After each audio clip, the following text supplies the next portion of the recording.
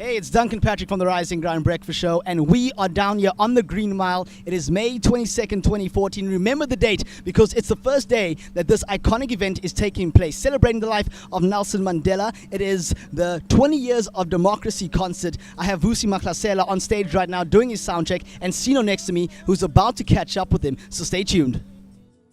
Good afternoon, this is Sino the Poet from UCT Radio, and today with me I have Vusi Mahlasela, who's going to be performing at the concert here at UCT today. Unjani tata?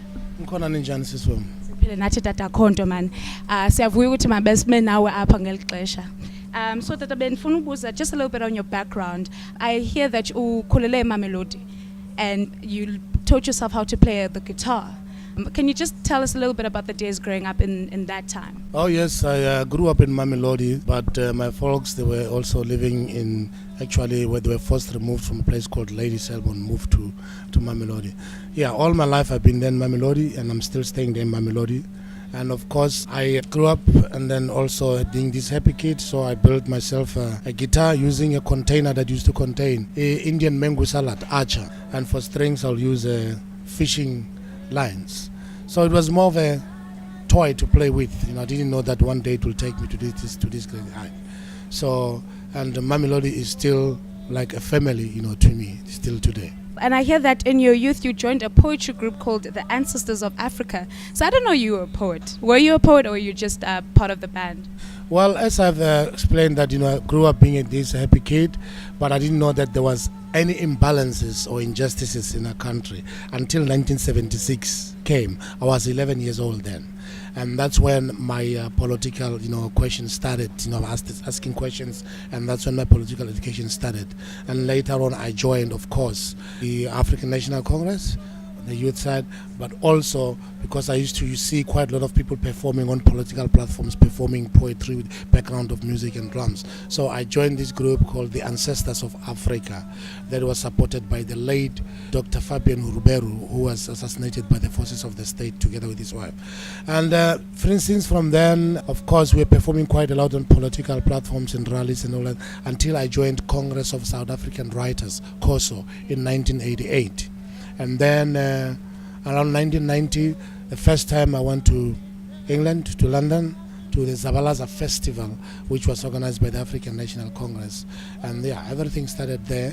People who came to record me for their documentary called When You Come Back, about expressing the fears of exiles, coming back home. And then the producer of Shifty Records, they then heard about me then, and that's how my first album was recorded, When You Come Back. And so you also, you were harassed quite a bit by the police at the time when you were here, and many of your colleagues were moving out of the country, and many of them were exiled. And I just find it very interesting that you never decided to leave because of the things that were going on. You decided to stay. What made you decide that you were going to stay here, and obviously writing the song When You Come Back that will be waiting for you?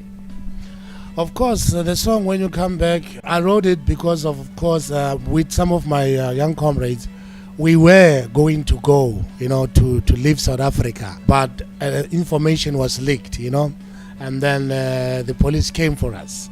Some of my comrades were arrested together with me, so we couldn't make it.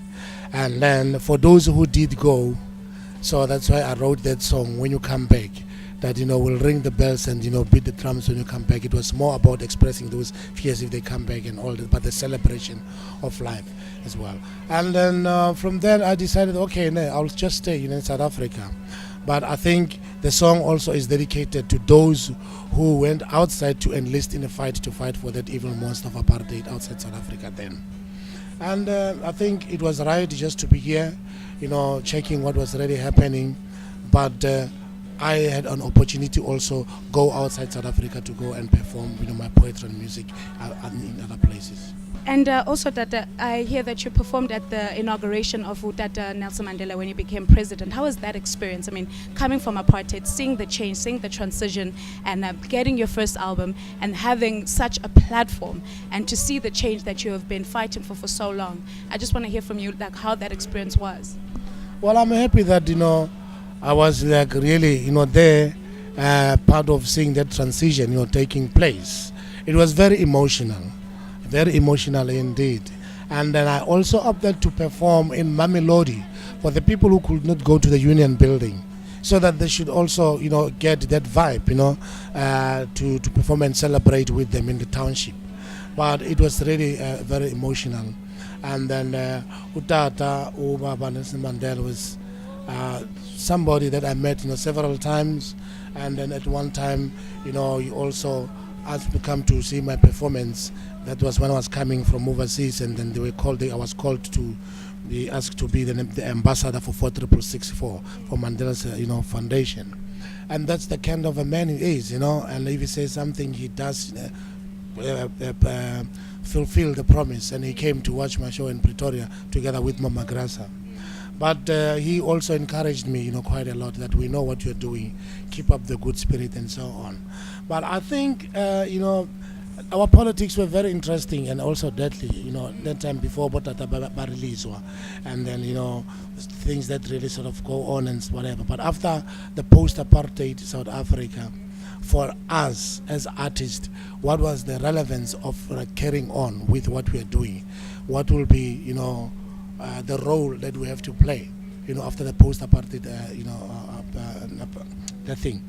I think we had to really carry on, especially to remind the youth, to give them some kind of a cultural revolution so that they should understand where we come from and where we are, and then so as to make love to the future, And so, Tata, it's 20 years now after the 1994. Democracy has been around, and we've seen changes. We've seen things happen for our country moving forward. But what are your thoughts in seeing the being in the time of Umzabalazo and now seeing the 20 years of democracy? What are your thoughts on how we've come this far as a country? I will say a lot has happened, and also positive things. That I must be positive, that there are also positive change that has really taken place. But there were also challenges, as there are still challenges right now. And then we are, of course, celebrating 20 years of democracy. But democracy is such a very fragile thing. It needs to be protected all the time. And with democracy, there's always experimenting, just like other countries they do, So we also need to do that, and then see to it that, we do it right for the development of our country in many spheres, education, health, and whatever, and then just, for the young ones to have a better future, because they are the leaders of tomorrow. So we so happy, and myself, I'm happy that, all those countries and individuals who help us, outside South Africa, by not clipping our wings to this democracy that we're having today. We really have to thank them and say thank you for helping us through.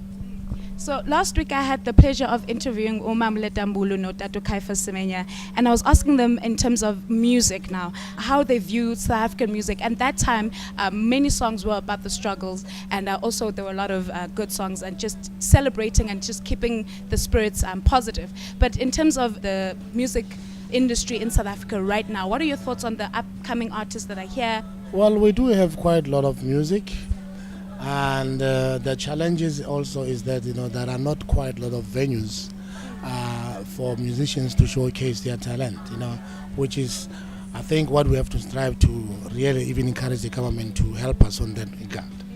And the venues that have been taken, quite more now, it's only the DJs who are doing it. Not much more jazz not much more venue for jazz and African music and whatever. But in terms of the development of music, whatever, I think young ones are really sussing it, but there is still a challenge. And then my problem is when they're being sort of really emulating or being encouraged by music from outside, whatever, but not being proud of what they have. For Tina, we do what we have here, and then especially the music from home. Like myself, I talk quite a lot, outside and states and whatever. Ubaba Huma Sukela, the Soweto Gospel Choir, the late Baba Lucky Dube, and the Lady Smith Black Mambazo, and Oliver Mtukudzi. We are doing quite a lot of international whatever, because of people out there. They really want the right thing, that the music from here, from Africa and all that, we have to give them. But if you come and do something which is more like what they do, it hit the break wall. And I think that's what the youth and the other musicians or young musicians have to really learn, that they must be proud of their music at home. There's nothing wrong with getting inspired, but also don't lose yourself. And if you do collaboration, of course, you have to learn to also play other music and all that.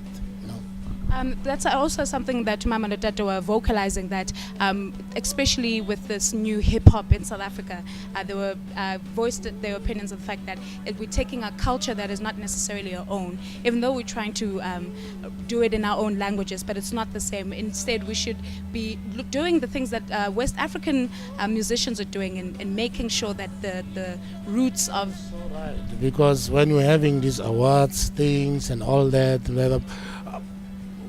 we can take, for instance, the music of the Shangaan music, the Tsonga music, the Maskandi music, like the Soul Brothers, we no longer have shows, for those people, whatever. They're not getting booked. All the artists that are booked, whatever, the ones hip hop, of course, and then the Mafikizolos, and then, of course, just whatever. But what about the real G's, like the Tsonga music, the Maskandi, the Mbube, and all that? It's dying. And even in the radios, they're not longer playing quite a lot of that. It's too much of it, UBO. Where are we going to, there is quite a lot of, a challenge on that regard. And we need to remind them that we need to be proud of our own music. But so far, we have quite a lot of variety of styles of music in South Africa, and then I hope that there will be that trend whereby young musicians will see this as a benefit to really be proud of their music and take it forth to other places. So Tata, as well, today you're going to be performing, hoping that you'll be performing some of your classics. Are we going to be hearing Weeping? Are we going to be hearing When You Come Back? Just a little scoop as to what you'll be giving us today. I'm going to write the set list now.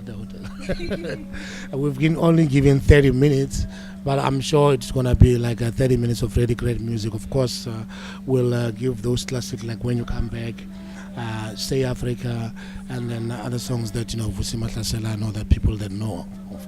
And we're going to do a collaboration, of course, with Mama Tandega, PJ Powers, who will be doing the Weeping song. Sounds good. So Tata, just your last words to the youth. I know your activism started in 1976 and what happened at that time, and just in terms of the youth getting direction, because sometimes, as much as the elders say to the youth that you are a lost youth, but the youth sometimes feel that there's no connection with the older generation in terms of words of wisdom, or helping the youth be more aware and engaging with the opportunities that they have today. So any inspiring words to the youth, whether they want to be in the entertainment industry or not? Well, it's also the responsibility of the elderly people, the responsibility of everyone, and also artists, so that we should sort of like really make them interested, in things that have to put morality back, to place. The redistributions of that morality, and then also of skills and the knowledge, the people, so that you can just make them understand, that it's really much important for you guys to know what has been happening before, and then also it's important for you to have education, and then not just leave it to them to say, of course they are the generation of today and they have to like really live their life, whatever, but they must know where we come from, where we are right now, so as to make life in the future. But the other thing is that what they've learned, and also with that, they should not disturb their visions, whatever visions that they have, they should keep it, but always ask, because knowledge is to be asked by those who have traveled the road before. Dimpia cha malova ditseba mo go na le malomelo in Sepedi. Thank you so much for sitting with us and talking to us about your experiences and what you'll be giving us today. And we thank you so much for being here and blessing UCT. And I wish you the best of luck for tonight's performance and moving forward with your career. Very pleased, and then a happy 20 year of democracy for the celebration. Yebo. And that's a wrap on 104.5. We just saw the legend himself, Vusi Mahlasela, on stage. And Sino, you had the honor of catching up with him. What was the experience like for you? Oh, it was absolutely amazing. It's such a legend. I'm so excited for tonight's show. So you better be here because I'm going to be here. So make your way down to the Green Mile, celebrating 20 years of democracy and commemorating the life of Nelson Mandela.